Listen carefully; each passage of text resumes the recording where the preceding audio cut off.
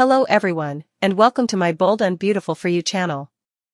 I hope everyone is having a wonderful day. Before we begin, please hit the subscribe button and give this video a thumbs up. The Bold and the Beautiful detonated into a whirlwind of emotional collisions as Remy's long-anticipated coming out as Deke's boyfriend spiraled horrifically out of control, casting shockwaves across Forrester Creations just as Elektra's blind faith in Will Spencer began to crack under Ivy's gentle but unyielding interrogation, creating a tapestry of tension that stretched from the design office to the prison walls where Luna Nozawa stewed in a toxic mix of smug triumph and haunting insecurity. The kind that comes only to women who have burned every bridge and still expect people to carry them across the canyon. It all began earlier in the day when Will and Elektra were in the design office working hard, though in Elektra's telling working hard meant being pressed up against the drafting table with Will's hands tangled in her hair and her blouse halfway untucked as their lips searched like two teenagers who thought passion could fix everything, and Elektra, practically glowing, spoke between kisses about how excited she was that Deke, sweet, endearing, slightly awkward Deke, was finally hosting a celebration in honor of his new position in the company, a gathering during which everyone, including her, would finally meet his beau, the mysterious man he had been dating so quietly that the entire building was buzzing with curiosity. Will grinned and teased her for being so thrilled about a stranger, but Elektra insisted she just had a good feeling, that Deke deserved happiness, that she wanted to support him the way he had supported her during the darkest episodes with Remy, episodes that still visited her in nightmares where his voice slithered like acid dripping on steel, but now she chose to focus on love, on light, on the promise of a peaceful evening filled with laughter, unaware that fate had already decided the night would be many things, explosive, heartbreaking, humiliating, but peaceful was absolutely not on the menu. Meanwhile, down the hall in the main office, Hope and Deke had cornered Deacon Sharp, determined to confront him once more about Sheila Carter, the woman whose name alone could make the air temperature drop 10 degrees, and Hope, with her arms crossed in that way that made her look like Brooke in her most exasperated moods, warned her father that Sheila was pulling him back into the shadows he had fought so hard to escape, but Deacon, visibly tired of having his love life audited by his daughter and Deke, lifted his hands and insisted that things were complicated, that the situation with Sheila may or may not resolve itself soon, but in the meantime all he wanted was a little peace, which of course was impossible because peace didn't exist in a world where Sheila Carter was breathing and plotting. As he escaped with a sigh and shuffled back to the restaurant, Deke and Hope exchanged a look that said more than words ever could: fear, frustration, resignation, and then wandered toward the showroom just as the atmosphere began shifting from festive to uneasy, for Ivy, ever the perceptive observer of human fragility, had sidled up to Elektra and remarked in that cool Australian lilt that she and Will seemed more in love than ever, which Elektra happily confirmed, but then Ivy, whose judgment of men had been painfully honed through years of drama involving Liam, Wyatt, and the eternal Forrester Spencer-Logan triangle, asked, "Is all this stuff with Luna too much to handle?" And the question punched Elektra in the stomach because she had been trying not to think about Luna Nozawa, about the pregnancy, about Will's involvement, about the dark cloud that refused to stop hovering even on days that were supposed to be perfect. Ivy continued anyway, explaining that Will might be a good guy but he had indeed let Elektra down and that Luna wasn't going away, and maybe it wouldn't matter if Luna weren't pregnant, but she was, or at least claimed to be, which meant the potential complications were endless, but Elektra, dizzy with the need to defend the man she loved, held firm and insisted Will was there for her, just like he had been when Remy had turned her world into a haunted carnival of manipulation and fear. But even as Elektra spoke, even as Ivy nodded with a mixture of concern and resignation, Remy was sitting across from Luna in prison, because of course he was, and Luna, wearing that smug little smirk that made everyone from Lee to Steffi fantasize about shaking some humility into her, gloated about Elektra's meltdown over the pregnancy news, describing in wicked detail how Elektra had looked shocked, betrayed, and terrified at the prospect of Will fathering Luna's child, and Remy, surprisingly, didn't share in her glee but instead admitted he felt bad for Elektra, especially given his own history of emotional terrorizing, and yet he was also riding high on the fact that Deke Sharp, whom he had begun idolizing, had called him a amazing son, a phrase so drenched in misplaced affection that Remy practically levitated from his chair with delight, and because of this emotional high he announced he was going to visit Forrester Creations, today, to meet Deke's colleagues, a decision that made Luna raise a brow and mutter WTH because even she knew this was a cuckoo and potentially self-destructive idea, but Remy, blinded by his hunger for validation, was convinced this would be the moment everyone finally saw him as something other than a villain.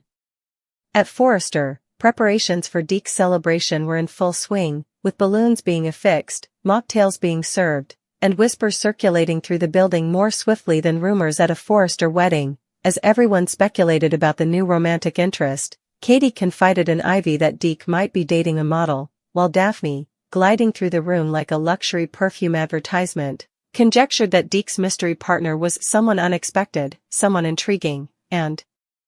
Elektra laughed, blissfully ignorant that the universe was about to destabilize her reality so profoundly she would feel the repercussions for months, perhaps years. Even Will appeared anxious, frequently checking his phone, his palms dampening his button-down shirt as if a secret were struggling to escape, and if Ivy had been positioned slightly closer, she might have observed how he flinched at every notification, every sound, every mention of Luna's name. Subsequently, the moment arrived. The doors were opened. Discussions suspended. Heads turned. Then Remy entered.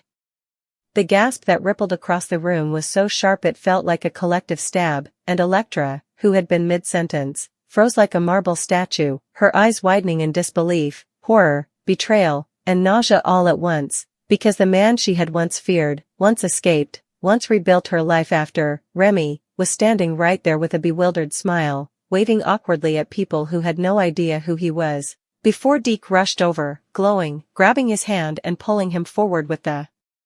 shameless affection of a man in love, introducing him proudly as his boyfriend, his partner, his heart, his everything, and the room went deathly still, like someone had cut the audio track. Even Ivy, usually so composed, blinked rapidly as if her brain couldn't process what her eyes were delivering, while Katie whispered, "Oh my God," and Daphne clutched her chest theatrically, but none of it compared to Elektra, who looked as though the floor had dissolved under her, leaving her suspended above an emotional abyss. Will, perceiving impending calamity, extended his hand towards her, and Elektra recoiled, shaking so violently that she nearly toppled a mannequin. Deke, initially unaware, commenced an exuberant introductory speech, extolling Remy's compassion, fortitude, and intelligence. However, as the whispers intensified and Ivy divulged the truth regarding Remy's history, Elektra, and the ensuing dread, Deke's complexion paled, comprehending too late that his celebratory moment had devolved into a disaster. Elektra's respiration grew labored, her sight obscured, as a panic attack surged within her, overwhelming her with years of trauma. Observing her turmoil, Remy advanced, palms upraised, asserting his lack of intent to harm, claiming he had transformed through therapy, and expressing a desire to atone. However, Elektra flinched as if he were a blazing projectile aimed at her. The crowd erupted, whispers, accusations, gasps, and Will, in a state of panic, embraced Elektra, asserting her safety. However, Elektra, in tears, berated him, demanding to know why he had not forewarned her, why he had concealed the fact that Deke's boyfriend was Remy, and how he could harbor such a secret given her past. Will stammered, claiming he had only discovered the truth moments prior, that he had attempted to speak with Deke but was unable to do so, and that he would never have allowed her to enter this ordeal had he known earlier. Yet, his words felt insufficient and belated, as Elektra felt profoundly betrayed by fate itself. Remy, now visibly distressed, implored for an opportunity to elucidate, but Ivy interposed herself, her tone frigid as she instructed him to retreat, asserting that Elektra owed him nothing, that his presence was toxic. Deke, heartbroken, pulled Remy away to prevent further escalation, urgently questioning, "Why didn't you inform me? Why didn't you caution me? Why didn't you prepare me?" While Remy, suppressing tears, confessed he had hoped confronting his past would be therapeutic, that he never anticipated Elektra's presence, and that he had deceived himself into believing everything would be satisfactory. The consequence was a hurricane. Elektra sank into a chair, weeping as Ivy and Katie consoled her, while Will stood powerless, guilt consuming him as he comprehended that Luna's pregnant turmoil, the distrust Ivy had forewarned, and this calamitous news had converged into a singular, heartbreaking blow. Deke embraced Remy, who succumbed to the burden of shame, and even people unfamiliar with Remy's history could discern that this was not the victorious coming out he had envisioned, but rather a grievous miscalculation that had rekindled old wounds and disrupted relationships.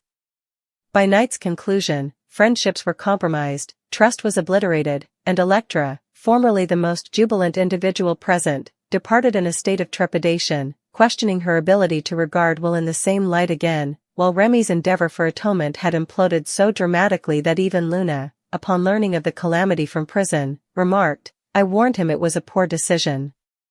Amidst the turmoil, Sheila Carter, observing from an undisclosed location, exhibited a subtle, knowing smile, for chaos was her preferred mode of communication, and this evening had provided it splendidly.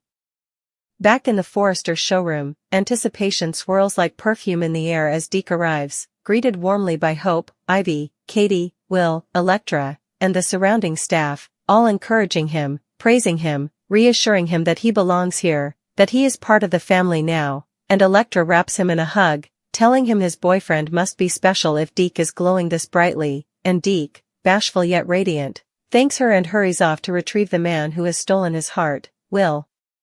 ever suspicious, mutters that he finds it odd Deke has never once said the guy's name out loud, but Electra gently admonishes him, saying Deke deserves trust, love, and privacy the same way she and Will needed time to rebuild. Deke beams at Remy, telling him how surreal it is to see him here, how magical it feels to imagine working together someday, and how proud he is to show him the place where he is finally building a future. Remy is overwhelmed by the space, by the memories, and by the grandeur of a world he once hurt and betrayed while he steps inside the design office. They discuss dreams, goals, redemption, and second opportunities, and Remy is radiant in the presence of Deke's admiration. Deke then tenderly but confidently takes his hand and guides him toward the showroom, toward destiny, toward disaster. The moment they cross the threshold, silence envelopes the room like a gunshot, icy, absolute, and breathtaking. Every eye widens, and every jaw freezes mid-smile as Remy's face comes into full view. Will's expression instantly transforms into rage, disbelief, and primal protectiveness as he grunts out Remy, in a tone so loaded it sends a chill through even the most composed in the room, and Electra's entire body trembles as she whispers his name over and over, Remy. Remy. Remy, each repetition unlocking another memory she thought she had buried, another trauma resurfacing, another wound reopening before the entire Forrester family, while Ivy, Katie, Daphne, and Hope stare in stunned disbelief, their voices overlapping as they, too, echo Remy's name like a mantra of shock and dread, and Deke, caught between love and confusion, looks helplessly at the boyfriend he thought he knew, realizing too late that Luna's warning, though he never heard it, has already come. True, because this moment is the spark that will ignite a firestorm of betrayal, fury, heartbreak, and explosive revelations that no one in the room is ready to face. The room feels like it has stopped breathing, each second stretching into an eternity as every member of the Forrester family, the Logan clan, and the assembled staff freezes in disbelief, shock, and horror at the sight of Remy standing there, a man they thought they had left behind in the shadows of betrayal, lies, and heartache, and the tension is so thick that it could be sliced with a pair of Forrester scissors, with Will's eyes narrowing into a dangerous glare, his jaw tightening until the muscles ache, the protective instincts roaring louder than logic as he feels Electra tremble in his arms, the woman he loves, the woman he promised to protect from the likes of Remy, now confronted by the man who had once shattered her trust and left scars that were still raw beneath the surface, and Electra's voice is barely audible, repeating his name in disbelief, Remy, Remy, Remy, as if speaking it aloud might dissolve the nightmare, but it does nothing to calm the storm brewing inside, the memories of past manipulations, the night of betrayal, the fear, the anguish, all coming back in a tidal wave that crashes over her composure, leaving her suddenly fragile, unsure, and gasping for air, and Ivy, always perceptive, glances at Will with concern and fear, realizing the situation is a powder keg, knowing that while Remy may have changed, the old wounds are fresh and the family's patience, like so many Forrester fabrics, is delicate, stretched to the breaking point, and every whispered exclamation from Katie, Daphne, and Hope, their voices overlapping in disbelief, feeds the tension, each syllable hammering at the walls of civility, forcing Deke into a position he never anticipated, caught between loyalty, love, and the crushing reality that his boyfriend's past is intertwined with the person his family has learned to protect and cherish above all, Elektra, and he feels a pang of guilt, a stab of helplessness, and a ripple of fear that his dream of a perfect introduction has collided headfirst with the worst possible outcome. Remy, oblivious or perhaps willfully ignorant of the emotional earthquake he has set off, smiles nervously, attempting charm, trying to smooth over the frozen stares and whispered questions, telling Deke how excited he is to be at Forrester, how grateful he is to meet everyone, how he hopes to make a positive impression, how he never wants to hurt anyone again, how he is changed, but his words fall flat, bouncing off the icy walls of suspicion and trauma, because for everyone in the showroom,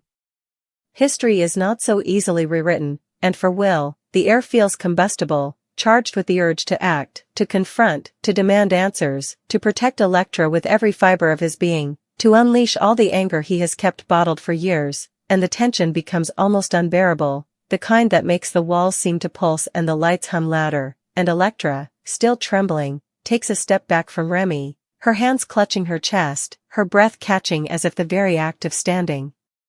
in his presence is physically dangerous, because in that instant, he is not just a man from the past, he is a threat, a specter, a reminder of pain she thought she had escaped but now stands before her fully formed and undeniably real, and Ivy quickly steps in, placing a hand on her shoulder, murmuring that she's right there, trying to calm her, to anchor her in reality, but the damage is done. Will is unable to contain himself any longer, the protective side of him, which has been simmering since the moment he discovered the truth about Luna and her pregnancy, and the side that has always vowed to protect Elektra from danger, explodes. His voice, low and dangerous, rises above the whispering chaos, slicing through the showroom. "What are you doing here, Remy? How dare you expose your face?" And Remy flinches, realizing that the room has shifted entirely against him, that the veneer of civility he attempted to maintain is gone, and that he is standing on a battlefield of old grievances and raw emotions. Deke, mortified, tries to intervene, stepping in between them, pleading with Will to calm down, explaining that Remy has changed, that he is a different person now, and that he is someone Deke loves and trusts. But Will is beyond reason, his voice trembling with barely contained fury. "Changed? Do you believe that a few sentences can erase the past? Do you believe that the betrayal, the lies, and the anguish you inflicted on Elektra will simply vanish?" Upon hearing this, Elektra experiences a combination of relief and apprehension. While a part of her yearns for Will to fight and assert the protection she desires, another part recognizes the peril of the escalating confrontation, knowing that a single misstep or ill-advised statement could derail the fragile bonds that have developed between Deke and Remy, thereby undoing all of the meticulous steps taken toward redemption. In a desperate attempt to elucidate his situation, Remy stammers, I have undergone a transformation. I have never intended to cause harm to anyone. Deke is the most wonderful thing that has ever happened to me, and I am eager to demonstrate my uniqueness to everyone," but the words hang in the air, sounding hollow, because everyone remembers too vividly the history, the nights of manipulation, the deceit, the way he had once destroyed trust like a tornado ripping through the Forrester family tree, and Luna's warning echoes in the back of the viewer's mind, prescient, chilling. This moment was always going to blow up in his face, and now the prophecy is fulfilled, because the room has split into factions, Will and Elektra on one side, trembling and furious, Deke caught in the center, anxious and pleading, Ivy and Katie trying to mediate but frozen by shock, Hope calculating the fallout, already thinking of damage control, and Remy, isolated and exposed, realizing the enormity of the miscalculation he made by believing his charm and supposed reform could shield him from history. The inquiries are thrown like knives, and the murmurs of disbelief grow louder. Is that Remy? From the past? I am in awe of his presence. Deke, how did you manage to transport him? And each question drives a wedge further into the fragile space between love, trust, and family loyalty. Deke tries to respond, attempting to reassure, but his voice is drowned out by the storm of emotion, and even he is unable to stop the undercurrent of tension. Elektra, who is beginning to form tears, steps back from Remy completely, shaking her head, whispering, I can't do this. While Will moves closer, almost as if shielding her with his body, eyes narrowed, fists clenched, every muscle coiled and ready. The room feels as though it might erupt into violence at any moment. Then, the air changes once more as Hope steps forward, attempting to recover control. Her voice cuts through the chaos, speaking firmly but calmly, "Everyone, stop. This is not the manner in which we manage matters. It is imperative that we engage in conversation. Mr. Remy, please provide an explanation." Will, inhale. "Electra, you are secure," she assures her. However, the emotional foundation is too unstable to maintain order. Electra's trust is shattered, Will's rage is barely contained, Deke's joy has been crushed by the collision of past and present, and Remy's reconciliation attempt is tenuous, almost impossible, as no one can erase the trauma he caused. The memory of Luna's cold warning, that meeting the Forresters would result in his death, looms like a dark cloud over the room, casting shadows on every word, glance, and heartbeat, knowing that it has occurred today, at this precise moment. Even as the tension peaks, the subtle dynamics of the room, the way Ivy watches Electra, the way Daphne hovers near Katie, the way Deke tries to anchor both his worlds, the way Hope positions herself as peacemaker, the way Will's protective instincts flare, create a complex web of emotion, power, and moral judgment, and Remy, fully aware now that he miscalculated everything, realizes that the road to redemption is longer, harder, and more dangerous than he could have imagined, because Forrester Creations is not just a company, it's a battlefield of legacies, loyalties, and love, and every eye in that room, every whispered breath, every glance, every tear and clenched fist, is a verdict, a judgment, a weighing of soul and character, and Remy's fate now hangs in the balance, teetering between forgiveness and exile, between love and ruin, because one wrong move, one word, one faltering step, and the fallout from this moment will reverberate through the families, the design studio, and the lives of everyone present for years to come, a reminder that the past never truly dies, that mistakes are never easily forgiven, that love, trust, and loyalty are fragile, and that Luna, somewhere in her cell, smiling coldly, was right all along, meeting the Forresters, trying to walk back into this world, would blow up in his face, and now, in this showroom, surrounded by family, friends, lovers, and enemies, that prophecy has come true in the most spectacular, painful, heart-stopping, life-altering way imaginable.